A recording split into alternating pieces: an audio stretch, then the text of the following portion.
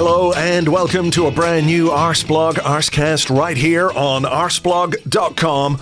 How are you? Hope you're well. Thank you very much indeed, as always, for being here. Today we will be looking back at Arsenal's 2-1 win over Fulham in the Premier League.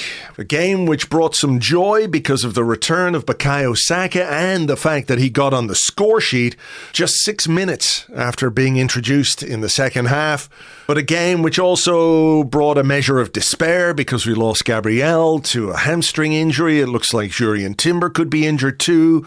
Ben White didn't play in the game because he picked up a knock in training. So the injuries are mounting up ahead of not just the games against Real Madrid, but what remains of this season. And those are things that we will delve into in just a couple of minutes' time as we start to talk about the match. But at the top of the podcast, I just want to talk a little bit about this month and what we normally do, or certainly have done over the last couple of years, in the month of April. Now, many of you will be aware that our good friends at the Arsenal Vision podcast hold an annual fundraiser for the Arsenal Foundation, raising money for the incredible work they do at the Zaatari refugee camp.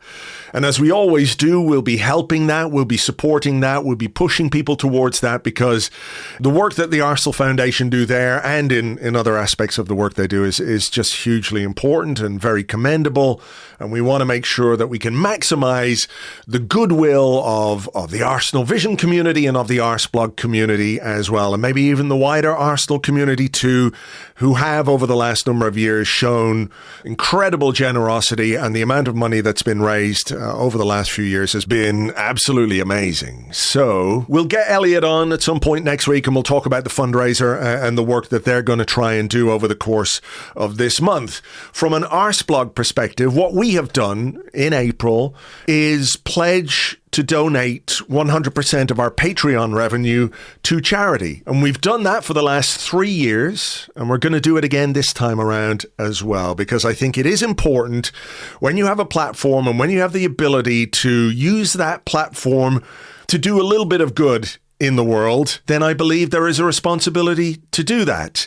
What we've done previously is either donate everything to the Arsenal Foundation, or we've donated to one particular charity, and we've raised a lot of money for UNICEF to help kids all around the world. This time, I thought we would do something just a little bit different.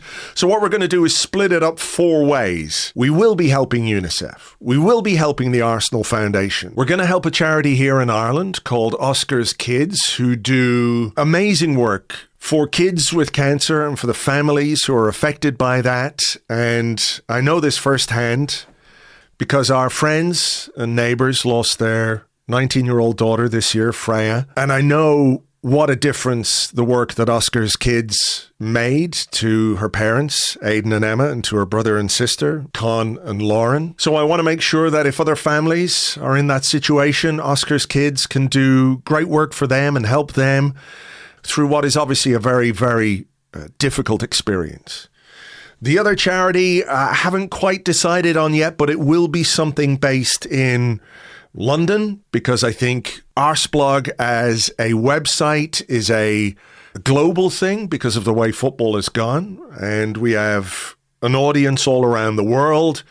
But we wouldn't be anything without that local connection as well. So I'll give you details on that. But that's what we're going to do. We're going to take every single penny that we make from Patreon in the month of April. We're going to divide it between those 4 good causes. So if you want to get loads of extra content and help those good causes, you only ever have to sign up for a month. If that's all you want to do, sign up for a month. You can cancel after a month if you don't want to stay with us. That's fine.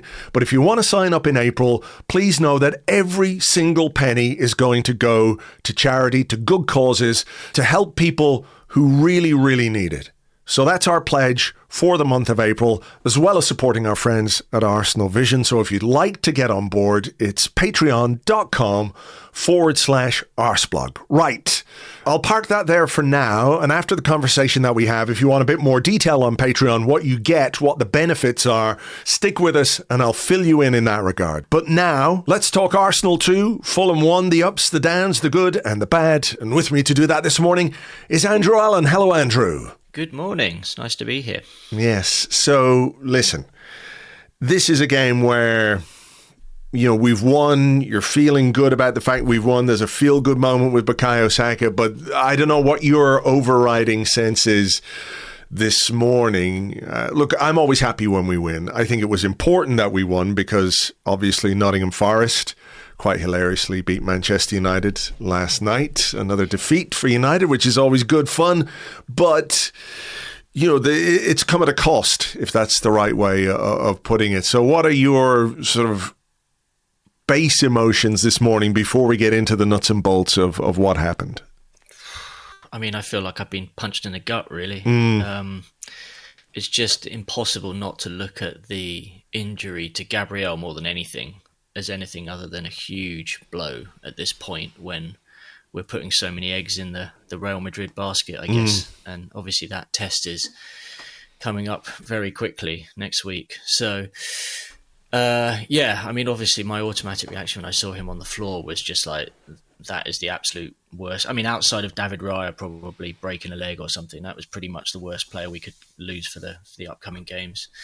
I mean, the Timber stuff, I mean, we don't know how serious it is. I mean, to be honest, I was quite surprised that we kind of made him continue in the second half, having already kind of overcome a knock of some sort in the first half.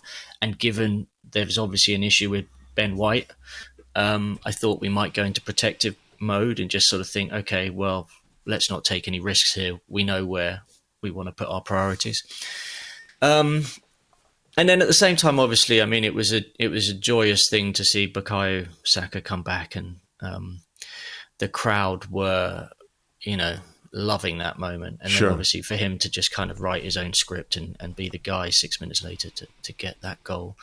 It was lovely for him, but you just can't really enjoy that without kind of recognizing the disappointment that's sort of underlying it all. Yeah, I'm with you on that. I think, maybe for the sake of the conversation, we should, do a bit like what I did on the blog this morning and let's focus on some of the good things from last night before we get into full-on doom, oh my God mode.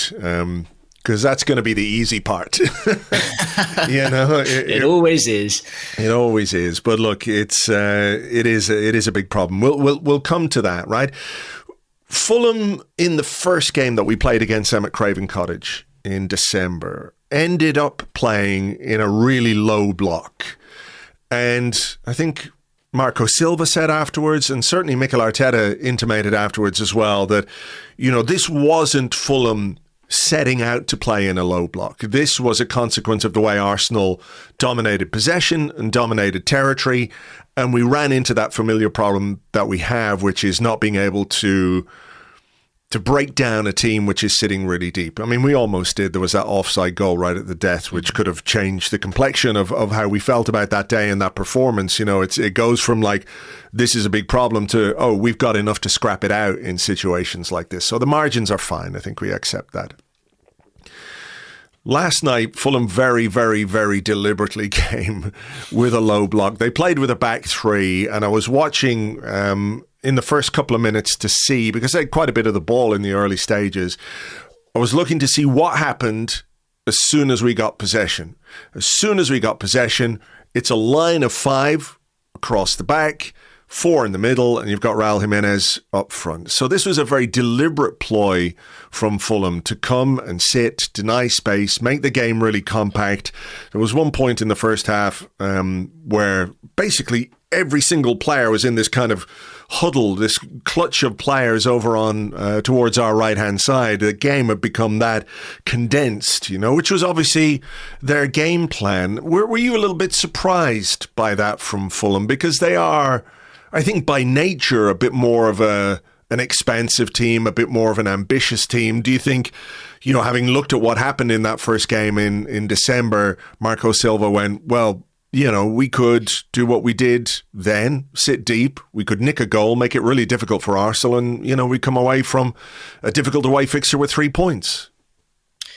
Yeah, I mean, it looked to me like they'd watched any number of teams come to the Emirates and think, okay, if we frustrate Arsenal for 70, 80 minutes, we might be able to get a win out of this just by hitting them on the break and all the rest of it. I mean, they were very, very disciplined in the first half, I thought, and I was actually quite impressed by the way they snapped into challenges and closed down. And, Ødegaard was barely given any space in that first half. There was a couple of moments when I looked up and, from my seat in the North Bank upper, you get a really great expansive view. And Ødegaard seemed to be standing in the middle of 5 players, and that really was because Fulham didn't mind too much when we had it at the back. Yeah. And blimey, did we pass it around a lot at the back in the first half last night. We went back and forth between Saliba and Kivior when he came on, and Lewis Skelly and Kivior. It was almost as if Arsenal were trying to play Kivior into the game, but we were taking ages. And that made it really easy for Fulham because they just, as you said, kind of were able to stay compact, have the game in front of them. And it was a bit kind of horseshoe football, really, wasn't it, from Arsenal? Feeding it around and round and round. We'd seen it all before. It reminded me really of the Everton game when Everton came, and it felt like we were going to be really frustrated. But the difference in this instance being, I guess, there was this sense that we had someone on the bench who might be able to come on and unlock things if we needed it. I think also because of the state of the season now, I think the crowd were less kind of tetchy.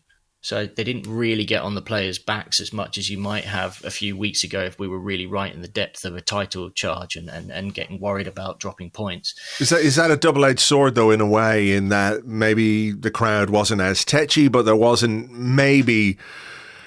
I don't want to say the support, kind of push and attack. Yeah, absolutely. I definitely see that as well. I did want to ask you, but I think we have to put that into some kind of context as well. From where I was sitting on my sofa, the minute that Gabriel thing happened, it felt like, okay, maybe the energy wasn't that high for the reasons that you've expanded on there. But as soon as the Gabriel thing happened, it really sucked a lot of the energy out of the stadium. Yeah, 100%. What you get when a game like that is playing out in front of you, where you can see it's tight, Arsenal have lots of the ball, but they're just kind of going round and round and round, is people start to chat amongst themselves, and almost everybody was discussing, was that a hamstring that Gabriel's done? How long do you think he's going to be out for? Oh my God, Timber's just gone down. What's up with him? Oh God, how long's Calafiori out for actually? Did anybody hear what Ben White's, injury is actually, So that kind of murmuring was going on. And 100%, it was just a case of like, well, maybe if we score, that will change things. And actually that, to be fair, I think in the build up to the goal that Arsenal scored, we'd had the ball for ages. It felt like, felt like we'd been going round and round and round. It was very, very, very, very patient play. And in a weird way, I think everyone was slightly surprised that the ball ended up in the back of the net. And I know that it was slightly accidental, deflection and all the rest of it, but it felt like that was a move that could easily have just ended up with us going all the way back again and things breaking down, and then halftime whistle would have blown or something like that. So, yeah, it was not a high tempo and a high excitement first half, that's for sure. No, there were a couple of moments. Gabriel Martinelli was bright, and we'll talk about him maybe in a bit more depth now in a minute or two. There was a chance for Ethan Nwaneri where it was a Martinelli cross from the left, and that was a good volley, straight at the keeper, but another day that could bounce down and in. Yeah, just incredible power, really, because I think a lot of players might have gone for the safer volley option there of trying to side foot it, and he really kind of just snapped into it and bounced it at Leno. Just another marker of the confidence in his game, I think, to be able to to take an opportunity like that on. Sure. As you said, Martinelli was really the singular bright spark, I thought. He has some of those games, doesn't he, where you get the feeling within a couple of minutes he realises he's got his marker on toast, and then he just decides to try and enjoy himself. And last night, 100%. I can't remember if it was the PSV game or the Sevilla game maybe last year in the Champions League, where he just picked up the ball and just kept running at his defender. And that felt like his game plan last night. Just keep going. And Arteta was really on him, from the touchline. You could see he was kind of like, as soon as he'd done a run, he was like, get back and defend, go again. So he was really, really pushing him. So I do feel like they'd maybe identified Martinelli as the point of attack, maybe a weakness in Fulham's game. And he was good. He was really, really good. Yeah. I guess when you look, I don't want to say we're one-paced, but maybe Martinelli is the quickest guy that we have. And when you're facing a low block, we always think about pace as the Theo Walcott or Thierry Henry run in behind and nobody can catch them when they put the afterburners on. But there are other ways of demonstrating pace, and I think Martinelli showed that last night with his quick feet in tight areas. As Fulham were sitting deep, he created that chance for Nwaneri, and obviously we'll come to the involvement that he had in the second goal in a couple of minutes. I think what's interesting about that opening goal that we scored is, you're right, we did have the ball for quite a long time, and we'd had it on the right-hand side, it went over to the left-hand side, it came back into the middle, and, all it takes at this level is like half a yard. It's just half a yard is all you need to make the difference. And Timber moves into a bit of space, Partey plays a good ball into him, Timber has half a yard to get ahead of Smith Rowe, I think it is, as he drives into that sort of inside right position. Plays the ball into Nwaneri. Anthony Robinson has switched off just a little bit, so Nwaneri gets half a yard to pull the ball back to Mikel Merino. There's a load of players in there. There's two ways of looking at this. Is like, one, it's a slightly fortunate goal. Yes, it is. It takes a deflection. He sort of swung his wrong foot at it, like, anyone with a right foot just sort of wafting your left leg at the ball and hoping for the best. And that's what he got. He was rewarded for his endeavour. But, he's in a good position. He takes the shot, and my overriding feeling is that, okay, Fulham, you're coming to sit with players behind the ball, you're going to pack your defence, you're going to pack your penalty box. Maybe the consequence of that is something like this, where it just deflects in and goes beyond your goalkeeper. Goalkeeper can't see anything, and that's because you've got like 6-7 players, within your own 6-yard box, basically. Yeah, I think that the heartening thing from that goal was definitely Merino's movement in the box. So, he recognised when there was going to be a pullback. And then secondly, the willingness to then try and make something happen, right? It wasn't a case of, I'm just going to, lay this off to someone else. He was in the box, therefore it was his responsibility to try and go for goal. And definitely a bit lucky, but don't buy a ticket, you don't win the lotto. And, I really, again, I admired his performance. I was watching him.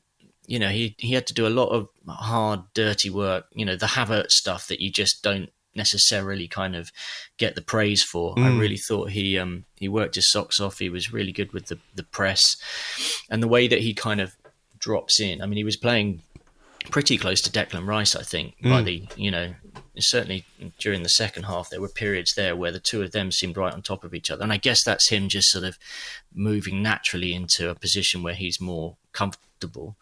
But it works pretty well, with pace on the wings, to kind of drag people with him and then, open up space behind. So, yeah, he's... it was interesting, wasn't it? I think Declan Rice was praising him after the game and just saying, actually seeing him up close, how technically brilliant Merino really is. And I think that's interesting coming from someone like Declan Rice, because you wouldn't necessarily look at Merino and say he looks technically really crafty like a typical Spanish player. But he really, I know I've said this before, but he really, really does remind me of Edu, and that kind of, there's a slight almost deceptive slowness to him, which almost outwits opponents. Yeah.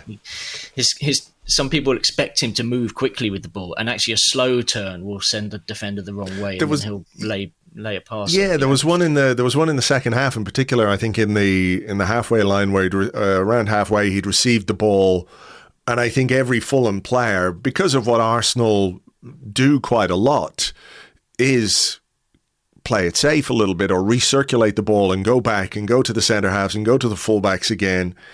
And he's sort of shaped to do that, and then just, like you say, I don't mean slowly, but very deliberately turn the other way. And the Fulham players, just didn't react because they were expecting something different. So, it's 5 goals in 8 games, his last 8 games now.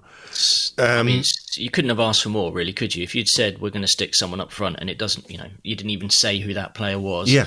And you said they get 5 out of 8. You'd be pretty pleased. Absolutely.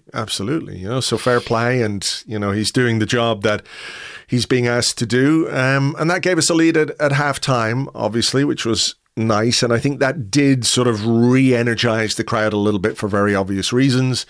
You know, going in at 0-0 with a Gabriel injury, playing a game the way that game was being played against a team who were, you know, trying to deny us all the space that we like to operate in. I think it would have been a bit more worrying at the break. But I think in the second half, we certainly were improved. Again, Martinelli, I think, was the guy who tried to make things happen. There was one for Odegaard, which he skied over the bar. You know, he got himself into that. We've talked a lot about Martin Odegaard getting into those positions.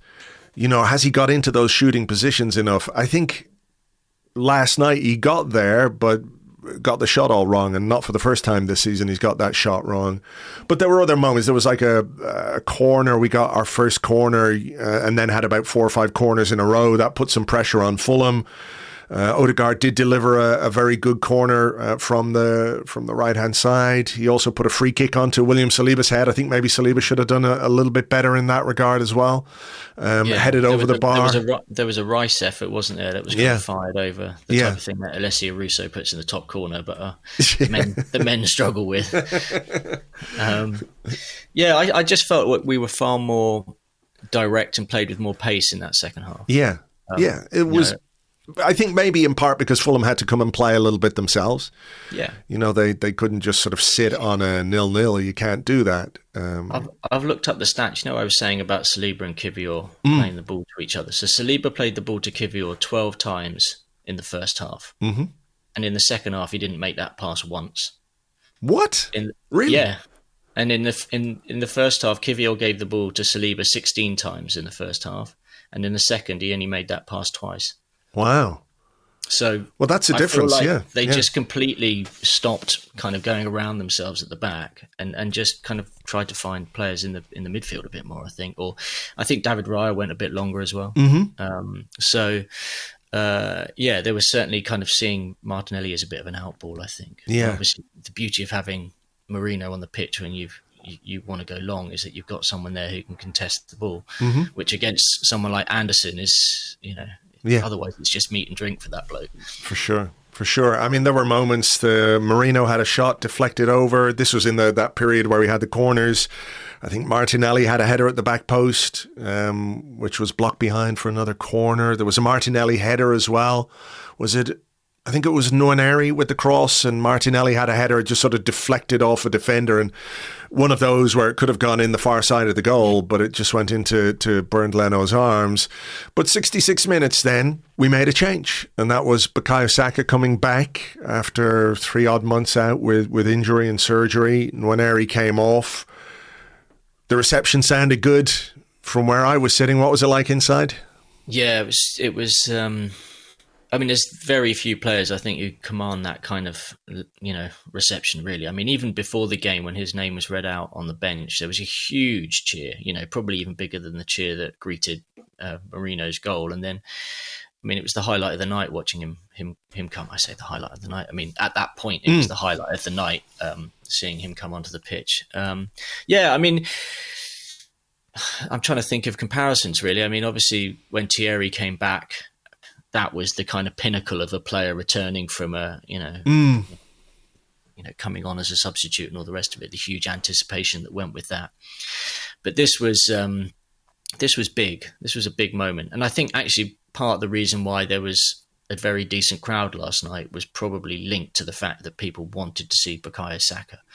He draws people in. He's a reason to go and watch Arsenal. And I think a lot of people who might have been a bit on the fence about coming to a midweek game against Fulham decided that he's why I wanted to turn up, and you know they were richly rewarded. I think richly rewarded for using their tickets. Yes. You know, no, I mean, I know where you're coming from because you know the Premier League is what it is. I think it's still important. Obviously, you know, every game matters, but I can understand why there is a measure of, you know, slight indifference at this point of the season because of the way the table looks. Anyway, Saka comes on 6 minutes later or so. He's on the score sheet. And it was one of those where, you know, people, you couldn't write the script. You probably could. It's just you pay the price for good things happening to Arsenal. Bad things also have to happen, which we'll come to. But I think it's a lovely goal. Rice intercepts the ball in midfield. Martinelli, really, really positive again. He drives towards the Fulham box, plays it outside to Marino. Marino cross. There's a Martinelli flick, which if he is meaning to flick that onto the head of Bukayo Saka is absolute genius. My guess is, and I don't want to take anything away from him, my guess is he's trying maybe to flick it towards the back post, towards the far post as an attempt on goal. But anyway, he flicks it on. Who's there at the back post? Bukayo Saka heads home. 2-0 to Arsenal. Within 6 minutes, he's back. He showed us what we've been missing. And just a really, really lovely moment for him, for the fans, for the staff. We saw him go celebrate with Sam Wilson, one of the conditioning or physio coaches. He's obviously worked with quite a bit to get him back from that surgery. But just a great moment. It felt like the sort of thing we haven't had a great deal of this season. All the major talking points appear to have been contentious or around injuries or red cards. And we haven't had those like, oh yeah, moments enough. And this was definitely one of those moments. Yeah, 100%. I wish I could have enjoyed it before Gabriel had got injured, if you see what I mean. Like, there's still that sort of sense of, sure. This could have been the perfect night. But, some players just write their own scripts, right? Don't they? I mean, really, really great players, they somehow manage to deliver when everybody's looking at them. And, I mean, it's one of the easiest goals I think Saka will ever score. I think only his third header out of 53 or something in the league. So, but yeah, brilliant positioning. Didn't have to do much. I mean, in many respects, I feel like that was him just sort of signing his autograph on the evening, really. He was able to play mostly in second, third gear. Yeah. There were a few little bits of nice play. He interacted with Ødegaard very nicely, I thought. And that was something definitely there that sort of promises a bit of the old coming to the fore again, which is great. But yeah, just lovely. I mean, it must have been very, very difficult for him.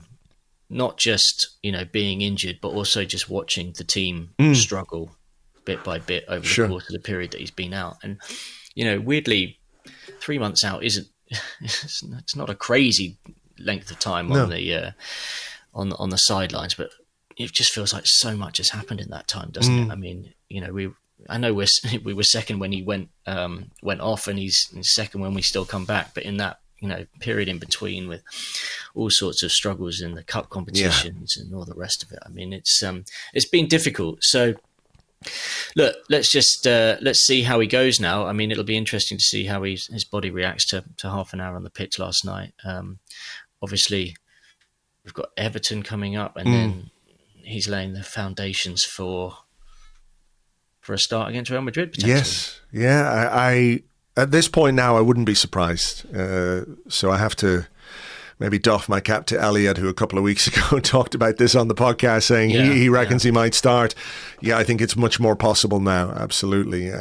Look, just great to see him back, and it must have been very difficult for him. And it is difficult for players to be on the sideline, especially the most important players, because I think, with someone like Saka, you get the sense he feels the responsibility of his position within the team. He wants to deliver and he wants to contribute. And look, I think we probably would be still in second place if Bukayo Saka had been available to us, but I don't think we'd be so far away from Liverpool. That's the difference for me. I think that, we could be going into the final weeks of the season with maybe something to cling on to, whereas, right now that's obviously not the case. 2-0, that, I'm not going to say should have made the game safe, but, it's a good position to be in. You're at home. We look pretty comfortable. Then Timber goes off, and I think we start to look a bit more vulnerable at the back. Yeah. The move of Partey I think Partey was good in midfield, and I'm not saying it's his fault at right back, but I think when Timber went off, Fulham had quite a bit of joy down that left-hand side. Iwobi put a great cross in for Muniz to head over, and quite how he missed that, I don't really know. I'm very, very glad he missed that, because even with 90 seconds to go when they scored, there was a part of my stomach that nearly fucking fell out of my arse, you know? Just that sinking feeling of like, oh no, like what if, you know? Fulham have kind of done that to us in the past. They've inflicted some late blows on us. So I was like, oh God, if that had gone in, I can't remember exactly when that chance was, probably about 10 minutes to go. Yeah, 81st minute, he misses that chance. So the last 10 minutes of normal time after Timber's absence or withdrawal, plus the 5-6 minutes of injury time, were a bit wobbly from an Arsenal perspective. Uncharacteristically wobbly, I don't quite know, but you know, I was starting to get a little bit antsy. Yeah, I mean, not too dissimilar to the way we reacted after scoring against Manchester United. You know, we just sort of really did just sort of slightly fall apart a little bit, as if all of the hard work we felt had been done, and we just, you know, the gap started opening between the players, and Jules was starting to get lost, and suddenly the transition game had us running backwards towards goal, which never looked fun.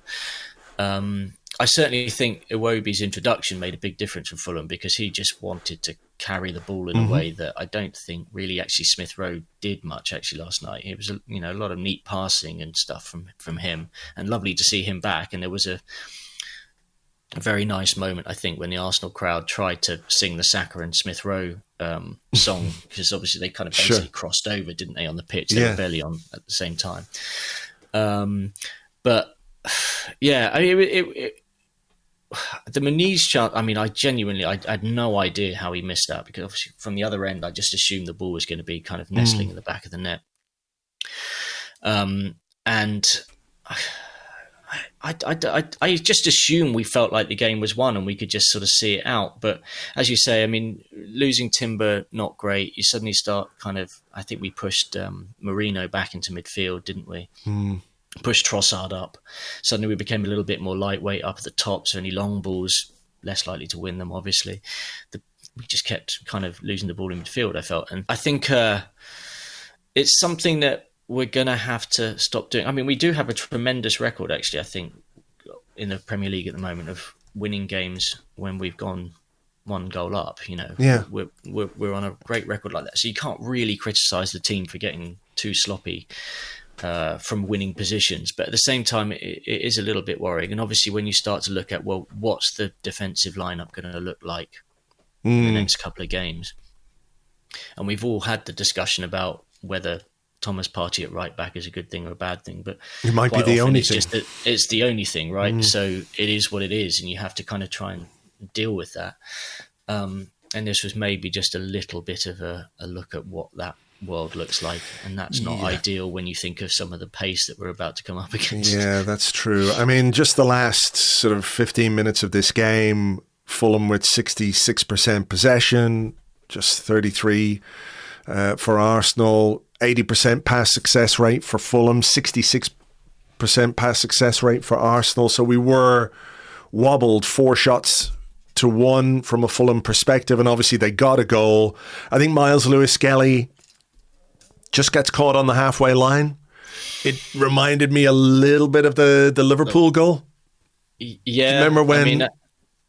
I think he stepped up and Salah got in behind, and Kivior was there. And I'm looking.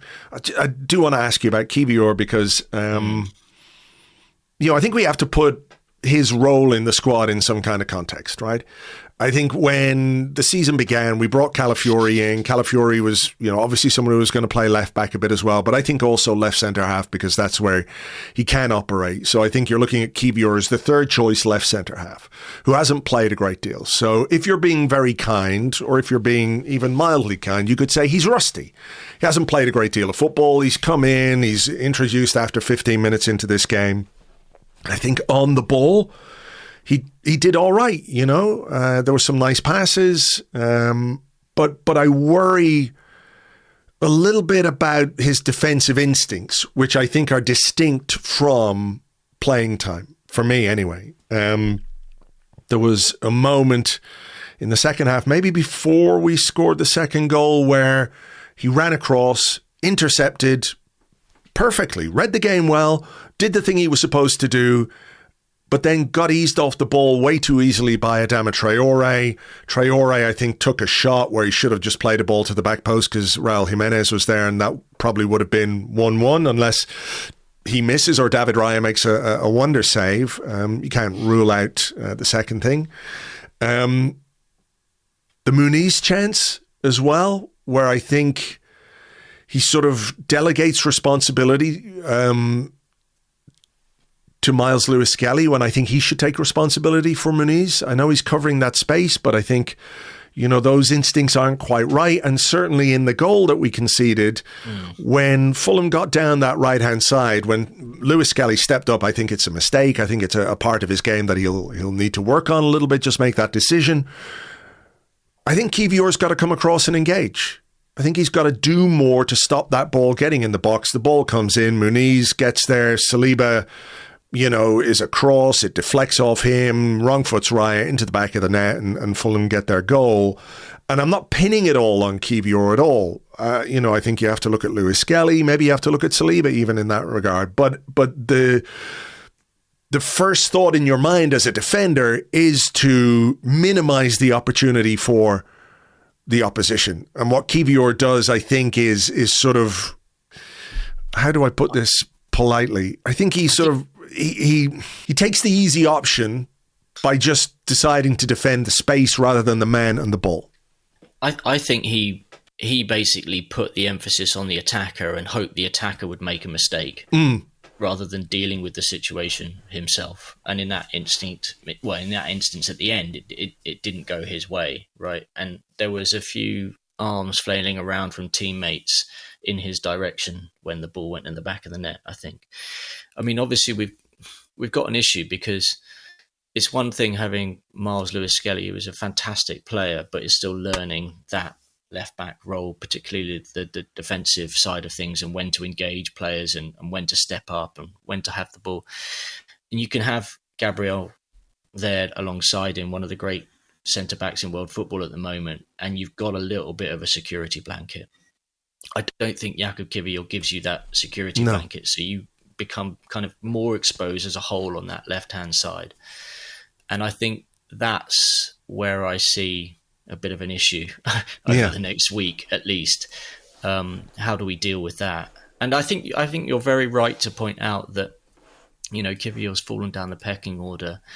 And in the space of a week, he's sort of gone from probably, definitely being on the bench to suddenly being a guaranteed starter if some of these guys don't get fit again. Because I think, if Timber and White were both fit, you'd be tempted to play one of them at centre-back and the other at right-back, right? Above Kiwior, even though Kiwior is a naturally left-sided centre-back. I mean, obviously Calafiori being lost would have been an interesting one because he's not really played any games at centre-back for us yet, has he? No. Calafiori, because he's too often been injured when there's been an opportunity for, I think, was it the Man United game in the league that Kiwior played and we kept a clean sheet, and Calafiori also missed that game, I think.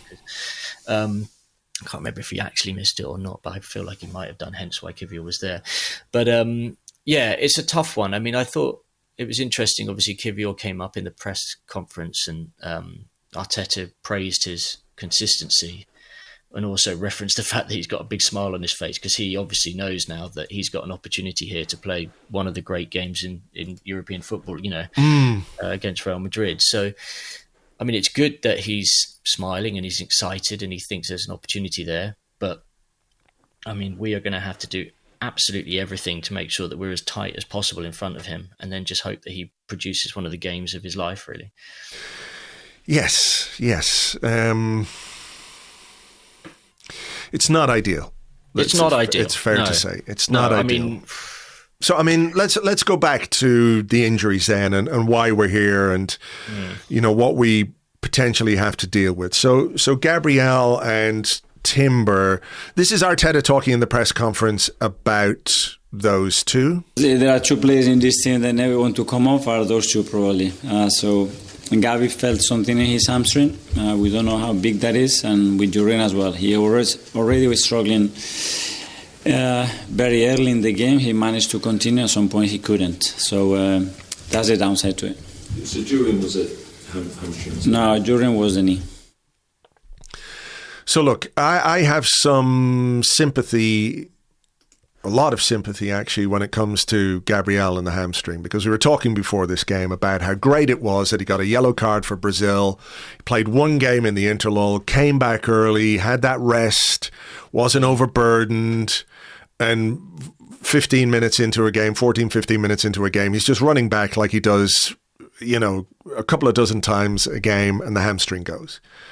That, I don't know how you legislate for that. And people can talk about overplaying, you can talk about, conditioning, you can, I just don't know how you can really legislate for that. A guy who very rarely has any kind of muscular injury like that, all of a sudden, after like 10 days off, does his hamstring, Yeah, I mean, he was obviously, I guess he went to see Corinthians play, didn't he? And he was in the stands with all the ultras, jumping up and down, celebrating as they beat Palmeiras. Didn't see that. Oh, yeah, he was going absolutely mad in the stands. So they obviously gave him some time to stay in Brazil, and he stayed in Sao Paulo, watched this match, was going mad with all the locals. So obviously someone has done his hamstring there. Yeah, he must have done something. No. But you're right though. I mean, like he's played one game in 10 days. He's come back. He's made that sprint a million times this season, and this time it's gone. Yeah, and yeah, I mean, it just feels so typical of this season, doesn't it? That on a night where we get something back from Bukayo Saka and maybe even Gabriel Martinelli, we're losing a lot as well. I really think without delving into the realms of hyperbole or anything like that, Gabriel being missing for Real Madrid is a fucking disaster. There's no two ways about it. Like, if it's even just a mild hamstring strain, at best you're looking at, somewhere between 16 and 21 days, right? So that's potentially both Real Madrid games that he's out for. Pre-game, of course, we have the news about Ben White. He had a knee problem in training. They didn't want to risk him. We don't quite know how serious that is, whether it was just something he was feeling. But obviously, having had knee surgery and come back and not really played a great deal, I was sort of looking for Ben White maybe to start this game because you need to get some minutes into him. Instead, he's sidelined again. If it's the knee, then it could be a bigger worry than just a couple of bits. Calafiori does his knee away with Italy. And all of a sudden, the idea that we had going into this Real Madrid game was like, well, maybe we'll get Saka back, but, we're really, really hamstrung offensively. But at least we have this fantastic defensive platform that we can, we can build as a platform or use as a platform for a game against Real Madrid and all the attacking talent that they have. And now, possibly, and look, this could be us looking at everything with the glass half empty, the worst case scenario, but we could be without our two right backs. We could be without our one and two left-sided centre halves in Gabriel and Calafiori. And the back four that we could put out against Real Madrid is potentially really, really, really makeshift. And that is far, far from ideal. Yeah, I mean, the thing that makes me nervous, I guess, is just taking Partey out of the midfield as well and having to put him at right back and the knock-on effect that has, because Partey's been really, really good in midfield recently as well. So, yeah, it's it's the gut punch that I referenced at the start of the episode. I mean, it's just it's really frustrating, but it really is symptomatic of this season, isn't it? I mean, at this point, nothing really surprises me. If you were going to draw up a worst case scenario for the weekend and the trip to Goodison Park, we probably lose Saliba and Raya as well, right? And then we end up playing, Jesus, I'm touching all the wood here. Yeah, I mean, it is mad. But look, weirdly, I was quite impressed by how measured Arteta was again in the press conference and his ability to, I mean, privately, he must be screaming. But he keeps referencing this ability to kind of overcome challenges, that it's it's good for him to have to work out solutions, and that we've proved time and again that we're able to remain competitive even though we've had to switch out all sorts of players throughout the season. I admire that because it just goes against everything, that's the reality, really, I guess, which is so damn hard to accept and so unfair. This is him. This is another little clip, where he is very much putting a brave face on things. Well, you can imagine we lost 4 players in the defensive line in 1 week. So Calafiori, Ben White, Jurrien and Gabi Maga, yes. We have still another 4 that they are so bloody willing that they will do the job. I think you're right. He must be absolutely gutted. Like everybody else, I'm sure, this morning, his job, of course, is to put a brave face on it and to make the best of it and to elicit a performance collectively and individually from players who maybe thought they weren't going to play in this game or who are going to be asked to play in this game in a position that they didn't think they'd be playing in, for Real Madrid. And of course, there's Everton to come on Saturday as well. I just want to go back to the Timber thing, though, because there was a moment in the first half where he went down, he took quite a bit of time, got some treatment. They showed a replay on TV where it sort of looked like the guy caught him with the bottom of his studs on the knee, and maybe that's what caused the problem. So we're not 100% clear on all the details of this, right? But he basically said he was struggling in the first half and then couldn't continue in the second half.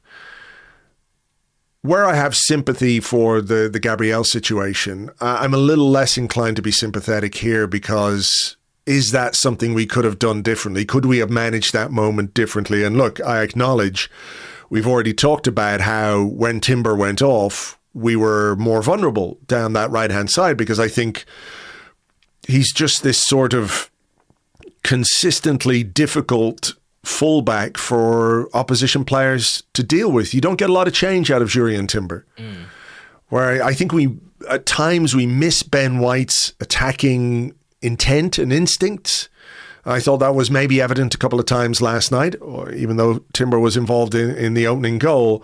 But I think defensively, what Timber gives you is just so consistent, So where do you stand on that moment, that decision to sort of leave him on?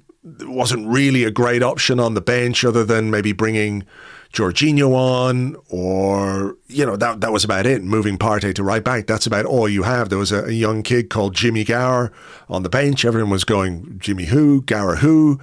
I think he's a midfielder more than anything else as well, but maybe drafted in an absolute emergency to play at right back if needed, but I don't think that would be the ideal situation. So, with Timber, is that a lesson we don't learn well enough, or are we just maybe light on details when it comes to what exactly the injury was or could potentially be?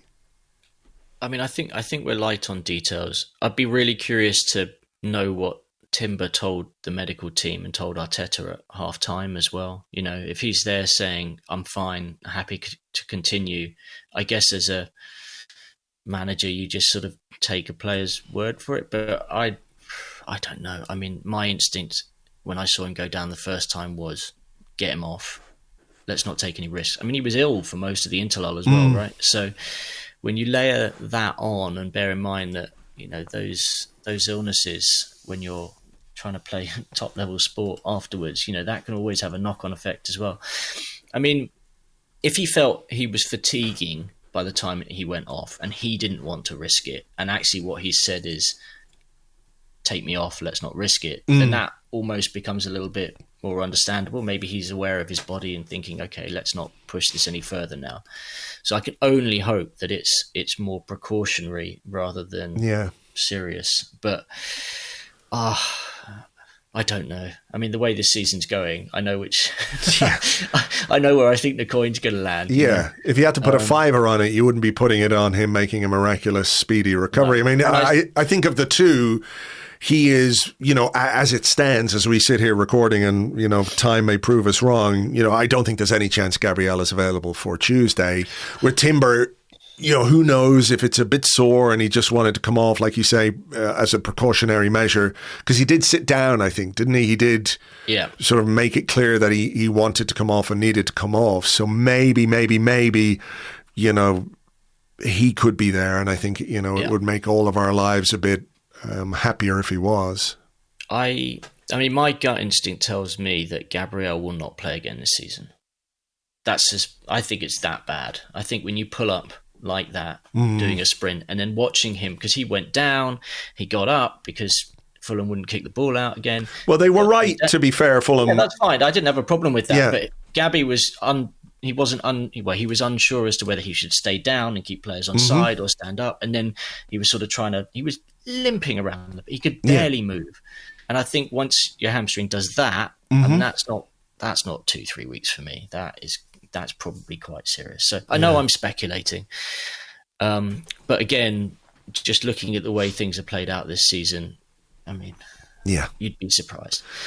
The Calafiori stuff, I mean, he said a few weeks, didn't he, in the press conference? So he's had a week. It could be 2-3 more. I mean, again, that would probably take you out of both Real Madrid games, wasn't it? Ben White, I mean, the moment you hear a player who's had surgery on their knee and they're having a niggle with their knee, I mean, it feels very, very Tomiyasu, doesn't it? So I don't know. I mean, what I don't want to see really is Jurrien Timber playing against Everton at the weekend, really. Even if he's sort of feeling okay at this point, I don't want anybody going out on the pitch who may be 75% rather than 100%. I mean, what do we do though? You know, it's not like it doesn't matter. I know. It's gone, isn't it? So I know it's gone. I know what you're saying. I know exactly what you're saying. I just mean that we have a very limited pool of players to pick from. Anyway, you know. Yeah. Well, I mean, look, it is what it is. I guess the natural thing will be to chuck Partey at right back, and then, maybe you're stuck with I say stuck. I mean, you could put Jorginho, Ødegaard, and you can work it that way. And if you then later on in the game need to take Marino and push him back into midfield, and you can play someone up front. There are options. They're not ideal, but to be honest, an away game at Goodison with the clock ticking on them being in that ground, with not a huge amount resting on it for us, and I'm not overly optimistic, I have to say, about Goodison Park. But at the same time, I think we need to be realistic. I mean, our eggs are in the Real Madrid basket. We have to plan for that. It'll go against Arteta's instincts because he wants every game to be part of building momentum. But we need to be clever about this now. Yeah, I just don't know who he's got that he can, because like if you're rationalizing it that way, and I can completely see where you're coming from, you're also saying, you know what? Don't play Saliba in this game. Don't play Rice in this game. Maybe don't play Martinelli. And, all of those things where you can imagine the worst case scenario. And I think regardless of who he picks or what happens, if somebody gets injured against Everton on Saturday, they'll be like, well, what did you play him for? What's the point in playing it? But like realistically, we've got about 14 players available to us. We might be playing a left back, a right back. Who knows? He might even play Kieran Tierney at centre half at Goodison Park. Who knows? You just, it's really difficult to know. And I think, clearly the importance of one game over the other is obvious, but it is a question of who he's got and also what way you want to prepare for a game against Real Madrid. Do you want to just sort of like half throw in the towel, damp squib of a performance at Goodison Park? You end up, I don't know what you end up with. And then you're sort of like, right, okay, we'll pick ourselves up for Real Madrid because this is the game that counts. I do think there is an element of, you might look at this Everton game, if you're looking at it from a different perspective, maybe you're looking at it as a way of preparing for the Real Madrid game, that somebody like Kivior, if he has to play against Real Madrid, you want him to go out there and you want him to have a good game against Everton, and you want to try and not fine tune, but you want those relationships or those sort of on pitch dynamics to work well to give you a bit of confidence going into a game against Real Madrid when, listen, Kylian Mbappe is no Beto. But you want to give these guys a chance to feel good when they're playing Real Madrid. Yeah, I think there'll be mixed feelings, won't there? Because there'll be some element of the squad, Kivior, Saka, who'll be desperate for minutes and to get the flow going. And I think subconsciously, if you're playing in a game like that and you've been in the Arsenal starting 11 for the entire season, there's going to be players who are thinking to themselves, I need to get through this 90 minutes. I need to get through this 90 minutes because that Real Madrid game is a real glamour game. Arteta won't want them thinking like that, but I can tell for sure that there will be players there who will not want to miss that game. Martin Odegaard will not want to miss going back to the Bernabeu. Declan Rice, who's been an absolute warhorse all season, is not going to want to miss playing in the Bernabeu, because this is what Arsenal have been striving for the last 8-9 years. Get back in the Champions League, play at the highest level. It's a real benchmark game, and frankly, away at Everton on Saturday morning, when we look almost certain to finish second, looking at the supercomputer stats and all the rest of it, it's one to get through. And I think I, as a supporter, will, if I'm willing to make that decision, get through it, then they've got I don't know, they've got a pass from me, basically. All right, someone get Mikel Arteta's email address and we'll put you in touch. This is why I'm not in top level coaching, right? That is one of the reasons, Andrew. Yes. All right. Well, look, we better leave it there. A kind of bittersweet, but a bit more bitter than sweet, despite how sweet the Bukayo Saka comeback and goal was. It is a shame that the injuries have kind of overshadowed that to an extent, because it should be a really, really feel-good factor to yesterday. But the reality is... I mean, I do have one last thing to say, which is... I mean, we quite often compartmentalise injuries as part of seasons, right? But there at the moment is a very worrying trend with these muscular injuries and all the other knocks and stuff, which I know is more difficult to confine. But here we are basically saying this season has been ruined by injuries. But as a club, we really need to figure out how we stop this from ruining next season, because it's an issue. This is a really, really, really big problem at the moment. And I'm sort of trying to compartmentalize and saying, okay, this season's been a really unlucky one. But, luck isn't the only explanation here, and we need to get on top of this, because it's... I mean, is it too simplistic or reductive to say that, the schedule over the last 2 or 3 years is a significant factor in this? Because, I know we're feeling it. It's very acute for us as Arsenal fans, but I don't think we are alone in experiencing not quite unprecedented levels of injury, but significant injury throughout the season to multiple players.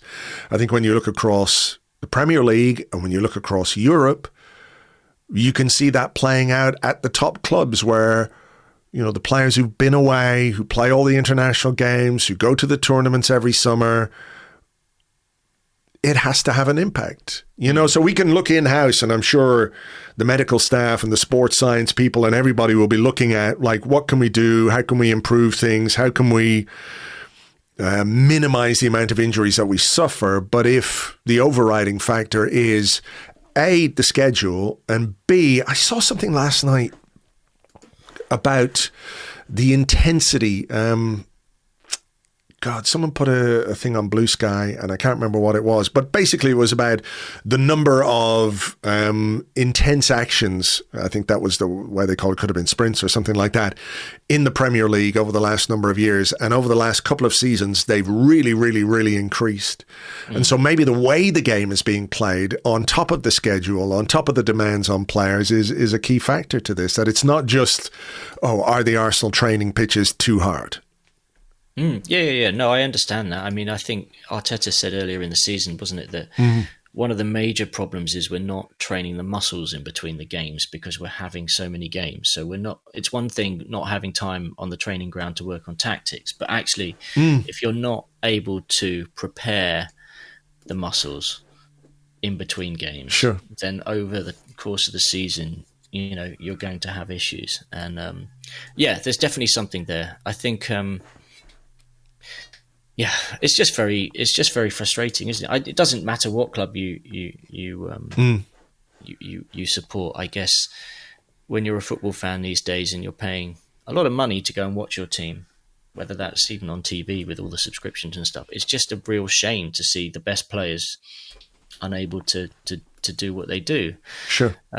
So we've got to get on top of it. At least we're not playing anything this summer. We're not involved in that ridiculous tournament in the States. Yeah. Yes. Thank goodness. There we go. All right. Well, listen, we'll leave it there. As ever, Andrew, thank you very much. Thank you very much. Thank you very much indeed to Andrew. You can find him on Blue Sky. He is at aallensport.arseblog.com. That's at aallensport.arseblog.com. So now we just sit and wait and keep fingers crossed and light candles and say our prayers and do dances or whatever it is that makes you feel like the gods might do something that works for you when it comes to the injuries and the availability of players, not just for this weekend, of course, but for Real Madrid. Next up, though, of course, is Everton at the weekend. We will look ahead to that game in a lot more detail over on Patreon with our preview podcast. And that is one of the things that you get if you sign up for our Patreon. You get a preview podcast for all of our games. We get the 30, which is our Premier League Roundup podcast. We're going to have an episode of that for you tomorrow because there's been a full week of Premier League games. So we'll recap all the week's action apart from the game that's happening on Thursday evening. But we'll talk about that on Friday on the preview podcast. As well as that, on Patreon, you get access to our Discord chat. You get ad-free versions of the Arsecast and Arsecast Extra and Arsenal Women Arsecast. During the summer, we do a podcast for every new signing that we make. There's loads of stuff there in the archives. There's our Waffle podcast, myself and James as well. You also get advance notice to tickets for our live events, and there will be a live event in May. It won't be happening before the last game of the season because that's away, but it will be happening before the last home game of the season. So you can join myself and James and Elliot, Clive, Tim and Paul at Union Chapel. Full details on timing and tickets, etc. still to come. But if you're a Patreon member, you have a much better chance of getting tickets because we put them on sale first for our Patreon members. That is one of the benefits that you get if you sign up for our Patreon, as well as helping those good causes, as I mentioned earlier in the show. Patreon.com/Arseblog. It's just $6 a month. We haven't even put the price up since 2018. Everything else in the world has gone up and up and up and up. Our Patreon remains the same. $6 a month plus VAT where applicable. There's nothing we can do about the VAT. I'm sorry, but it is what it is. $6 a month. Patreon.com/Arseblog. Right. I'm going to leave it there for this particular episode. Hope you enjoyed it. Thank you so much as always for being with us, and we will catch you on the next one. Until then, cheers. Bye-bye.